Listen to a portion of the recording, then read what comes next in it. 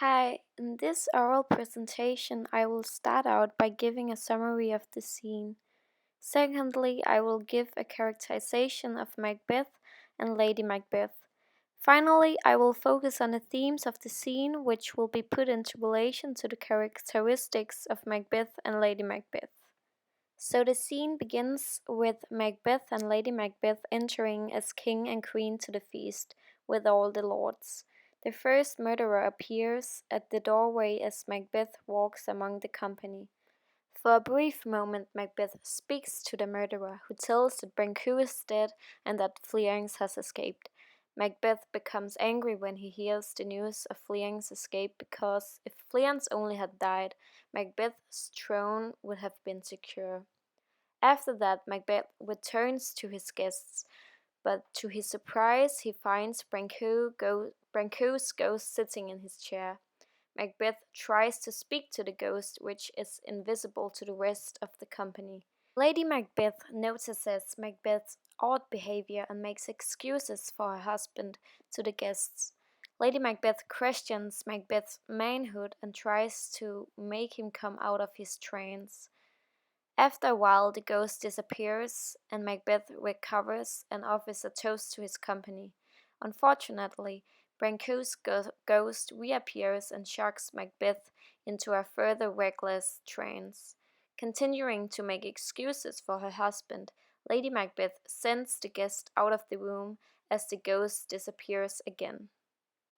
Now I will move on to the characterization of Macbeth.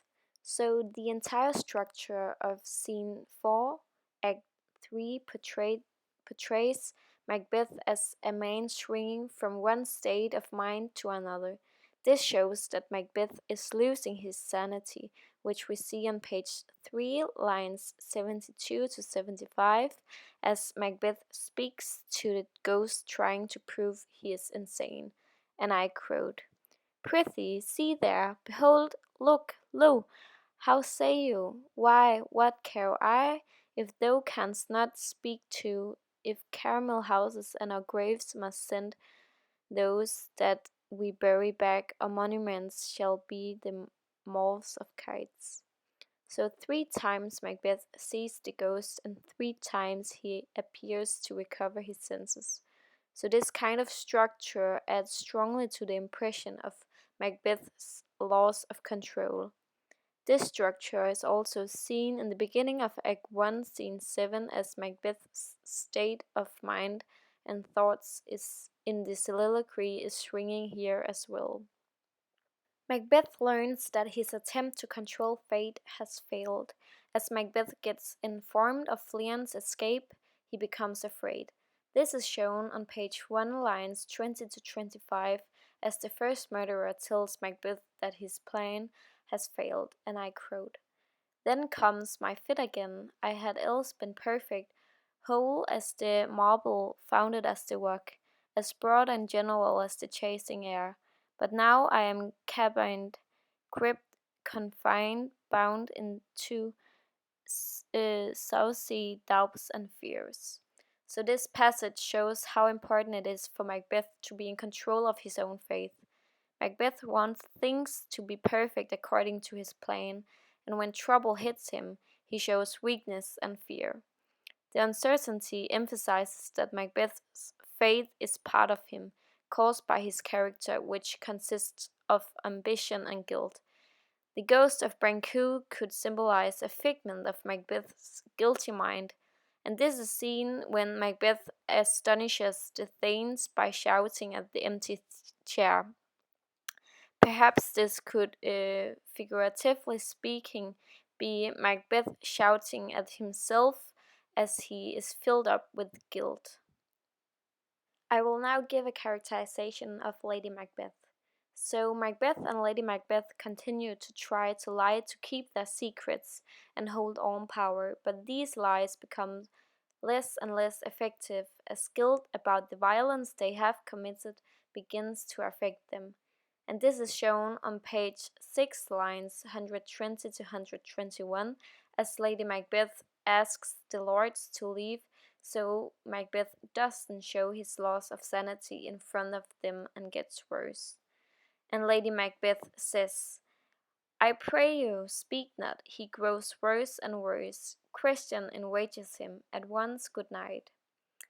So Lady Macbeth tries to protect her husband so he doesn't embarrass himself in front of the Thanes. She also tries to protect their secrets and maintain their power. This shows that Lady Macbeth still seeks power and she tries to maintain her husband's reputation as well as her own. At the same time, Lady Macbeth once again questions her husband's manhood, which she also did in Act 1, Scene 7, when she said, When you durst to do it, then you were a man.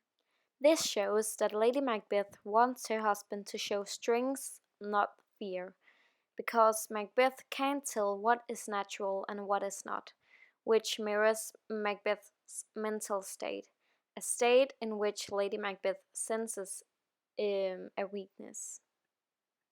Now I will talk about the themes of the scene. So the whole scene centers around faith, guilt, and ambition as themes.